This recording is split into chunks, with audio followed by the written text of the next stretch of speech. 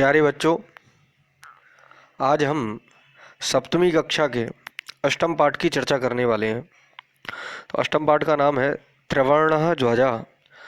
त्रिवर्ण अर्थात तीन रंग वाला, अर्थात तिरंगा। ध्वजा, ध्वज कहते हैं झंडे को। तो अपने तिरंगे झंडे की आज हम चर्चा करने वाले हैं। इस पाठ में हम जानेंगे कि इस संस्कृत में दिए हुए सारांश को हम हिंदी में इसका हिंदी अर्थ जानने वाले हैं। तो सभी लोग पहले चैनल को सब्सक्राइब करना ना भूलें। चैनल को पहले सब्सक्राइब कर लें, बेल आइकन को दबा लें। तो आइए शुरुआत करते हैं त्रिवर्ण ध्वजा नामक पाठ की। लिखा है केचन बालकाः काश्चन बालिकाश्च स्वतंत्रता दिवसस्य ध्वजारोहण समारोहे सोत्साहं गच्छन्तः परस्परं संलपन्ति। दिया है केचन अर्थात कुछ, केचन अर्थात कुछ, बालकाः अर्थात बालक, काश्चन अर्थात कुछ। अगर पुल्लिंग में शब्द दिया हो तो केचन और स्त्रीलिंग में दिया हो तो काश्चन।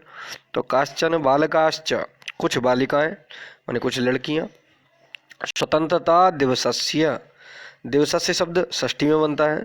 तो स्वतंत्रता दिवस के ध्वजारोहण समारोहे, ध्वजारोहण समारोह में सोत्साहम बड़े उत्साह से, गच्छन्तः परस्परम संलपन्ति बड़े उत्साह के साथ क्या करते हैं, जाते हैं, हुए। और परस्परम संलपन्ति, परस्पर क्या करते हैं, संलपन्ति अर्थात वार्तालाप करते हैं।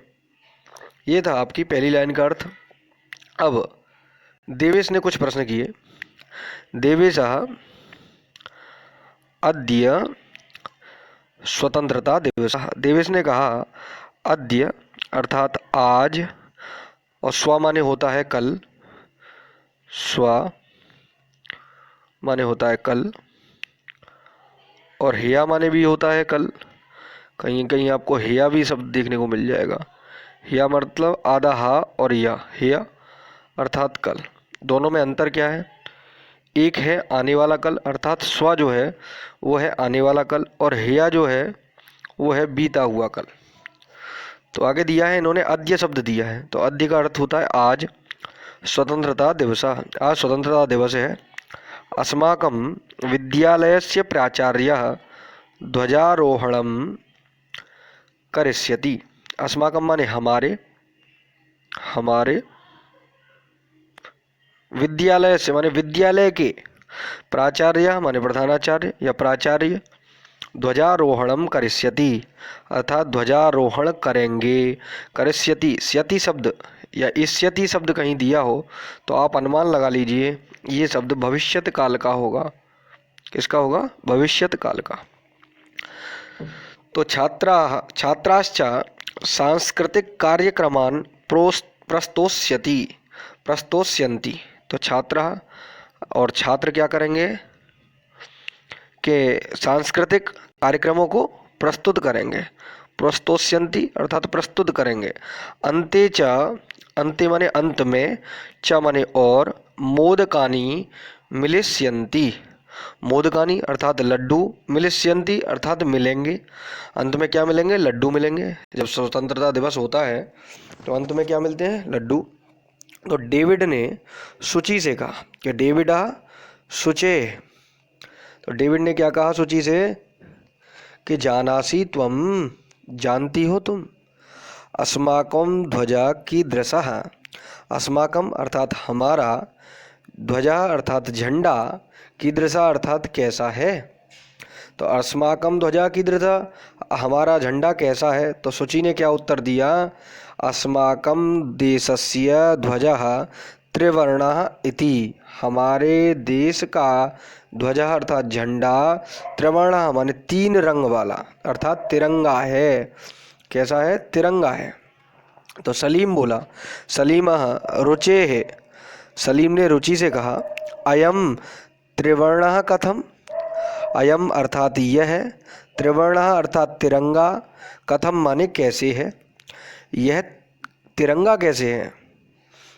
रुचि बोली, रुचि ने उत्तर दिया सलीम को कि अस्मिन् ध्वजे त्रयः वर्णाः सन्ति, अस्मिन ध्वजे माने अस्मिन अर्थात इस, ध्वजे अर्थात झंडे में, त्रयः माने तीन, वर्णः माने रंग, संति माने हैं। इस ध्वज में तीन रंग हैं, अतः त्रिवर्णः, इसलिए तिरंगा है। इसलिए ये क्या है? तिरंगा है, तीन रंगों वाला है। किम त्वम एतेषां वर्णानां नामानि जानासि?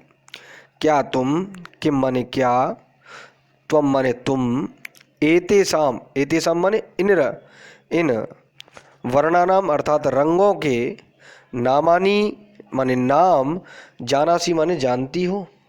क्या तुम इन रंगों के नाम जानती हो, जानते हो?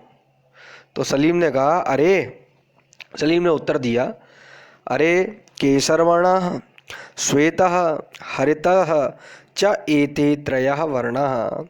और सलीम ने उत्तर दिया, अरे केसरवर्ण अर्थात केसरिया रंग है, श्वेतः अर्थात सफ़ेद, हरितः अर्थात हरा, च मने और, एते त्रयः वर्णाः, ये तीन रंग हैं, इसमें तीन रंग हैं।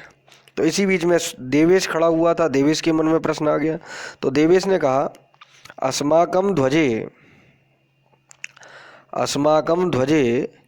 एते त्रयः वर्णाः किम सूचयन्ति? तो देवेश ने कहा कि हमारे ध्वज में ये जो तीन वर्ण अर्थात तीन रंग हैं, किम सूचयन्ति, क्या सूचित करते हैं? ये जो तीन रंग हैं वो क्या सूचित करते हैं? तो सलीम ने उत्तर दिया, शृणु अर्थात सुनो, केसरवर्णः शौर्यस्य, जो केसरिया रंग है वो शौर्य का प्रतीक है। श्वेतः सत्यस्य, और श्वेत रंग जो है वो सत्य का प्रतीक है। फिर कहा, हरितश्च समृद्धि सूचकाः सन्ति, हरा जो रंग है वो समृद्धि सूचक है, समृद्धि का सूचक है हरा रंग। हमारे देश में हरियाली प्रधान देश है, तो उसी का सूचक है ये हरा रंग। अगला कहा सूची ने कहा, किम एतेषां वर्णानाम अन्यदपि महत्वम? एतेषां वर्णानाम, सूची ने कहा, क्या इन रंगों का, वर्णानाम इन रंगों का, अन्यदपि माने अन्य कोई भी, अन्य भी महत्व है, अन्य भी महत्व है। तो डेविड ने क्या कहा? आम माने हाँ, आम शब्द का हिंदी अर्थ होता है हाँ। कथम न, क्यों नहीं, बिल्कुल अलग अर्थ है। तो कहा, ध्वजस्य उपरि केसरवर्ण स्थितः केसरवर्णः त्यागस्य उत्साहस्य च सूचकः, कि ध्वज के ऊपर स्थित जो केसरिया रंग है वो किसका प्रतीक है? त्याग का और उत्साह का, च माने और, सूचकः माने सूचक है। फिर कहा, मध्य स्थितः, मध्य माने बीच में, स्थितः माने स्थित, श्वेत वर्ण माने सफ़ेद रंग, सात्विकतायाः शुचितायाः च द्योतकः, कि जो सफ़ेद रंग है वो सात्विकता का और शुचिता अर्थात पवित्रता का, च माने और, द्योतक है। अधः स्थित, अब अधः माने होता है नीचे, अधः माने क्या होता है? नीचे। तो नीचे जो स्थित है हरित वर्ण, नीचे की तरफ कैसा स्थित है? हरा रंग। तो हरा रंग क्या है? तो उन्होंने कहा, भैया जो हरा रंग है वो है वसुंधराया। कैसा है? वसुंधराया, वसुंधराया सुषमाया उर्वरताया द्योतका, कि ये वसुंधरा का अर्थात पृथ्वी की, सुषमाया, सुषमा माने पृथ्वी, ये जो हरा रंग है वो पृथ्वी की सुषमा माने सुंदरता और उर्वरता का सूचक है। फिर तेजेंद्र ने प्रश्न किया, शुचे ध्वजस्य मध्ये एकम नीलवर्णम चक्रम वर्तते, कि तेजेंद्र ने प्रश्न कर दिया कि ध्वज के, सूची से, ध्वज के मध्य में एक नील वर्ण का चक्र भी है, चक्र है। तो चक्र अर्थात पहिया कह सकते हैं उसे। तो सूची बोली, आम आम माने हाँ हाँ, इदम अशोक चक्रम कथ्यते, इसको क्या कहा जाता है? अशोक चक्र। तो इसे अशोक चक्र कहते हैं। एतत् प्रगते न्यायस्य च प्रवर्तकम। एतत् अर्थात यह, प्रगति अर्थात उन्नति, और न्यायस्य अर्थात न्याय का, च माने और, प्रवर्तकम माने प्रतीक है या प्रवर्तक है। फिर कहा सारनाथे। सारनाथ में, ये सारनाथ कहाँ है? बनारस जगह अगर आपका मौका लगे घूमने का तो सारनाथ अवश्य जाएं। सारनाथ में अशोक स्तंभ अस्ति। तो सारनाथ में अशोक स्तंभ है, अशोक स्तंभ। तस्मात् एवं एतत् गृहीतम। तस्मात् माने उससे ही, यह, एतत् गृहीतम माने ग्रहण किया गया है, उससे ही यह ग्रहण किया गया है। फिर प्रणव ने एक प्रश्न किया कि अस्मिन् चक्रे चतुर्विंशति अराह सन्ति। अस्मिन् चक्रे अर्थात इस चक्र में कितनी 24, चतुर्विंशति अर्थात 24, अराह माने तीलियां, संति माने हैं। इस चक्र में कितनी तिलियां हैं? 24 तिलियां हैं। तो इसी बीच में मैरी बोली, भारतस्य संविधान सभायां 22 जुलाई अर्थात 22 जुलाई 1947 तमे वर्षे समग्रतायाः अस्य ध्वजस्य स्वीकरणं जातम्। तो कहा भारत के संविधान सभा में 22 जुलाई 1947 ईस्वी को ईस्वी वर्ष में समग्रताया माने संपूर्ण रूप से, अस्य ध्वजस्य इस झंडे को, स्वीकरणम जातम स्वीकार किया गया है, स्वीकार किया गया था, ऐसा बताया गया। उसी बीच में फिर तेजेंद्र ने कहा कि अस्माकं त्रिवर्णः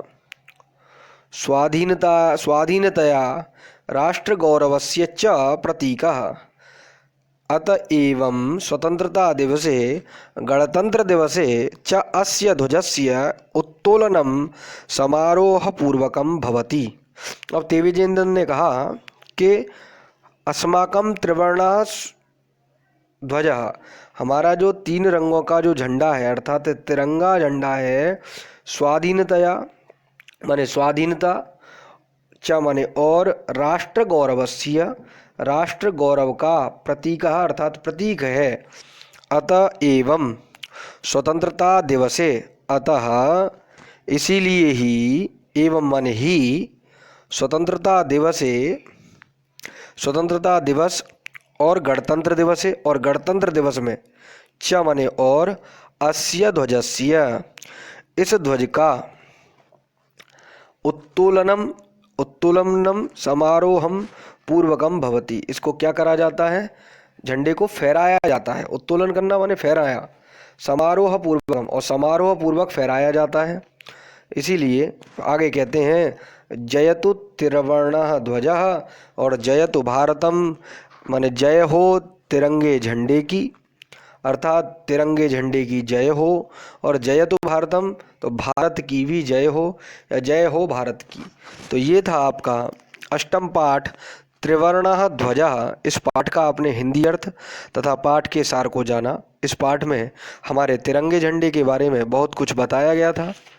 तो आगे की वीडियो में हम इनके प्रश्नोत्तरों की चर्चा करेंगे। आपके लिए धन्यवाद, और जिन्होंने चैनल को सब्सक्राइब नहीं किया है वो लोग चैनल को अवश्य ही सब्सक्राइब कर लें, और कमेंट करके हमें अवश्य बताएं कि आपको वीडियो कैसी लगी। धन्यवाद।